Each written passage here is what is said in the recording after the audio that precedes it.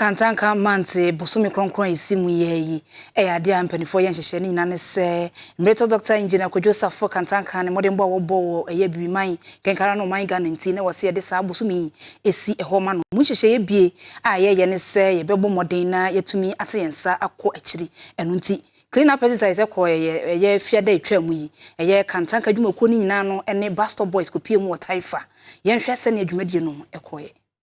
Apa Kantanka TV na tonsa friends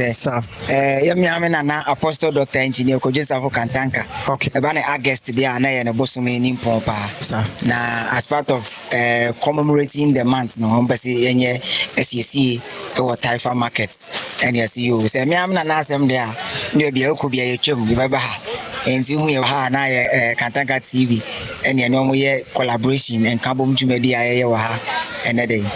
Gates na emosisi no okay ene pure taroba ne bottles aye mu man na ye nti benkum ni faso ni nyina gata ni mosi o hwe ba bi wo kra hwa be ka se gata man ni nyina mu asi we na di ensuiri anase flood ne ba no okay nti ye wa se be yi no te na yi ball ani nyina ewo mu na gata ni mu ada ho se gata de ye se nsio ene mfam nti abre bia na se nke mu da honom pefefe nti ene ni dwumadi pot aye di wa ye broni be se de silton na se te se gata ni mu amemu ada ho bebe for by ne de meka se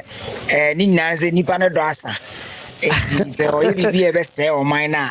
on se da ndwen ho sa isa se o he ba bi bebre na wo yi na nipa na se da no de bo ne no te agu gata nim e no mo asi no se ade a wo ti mama wo man na wo ti ma se se bi o asase de ni wa ni wo no man ka wo nye se ade no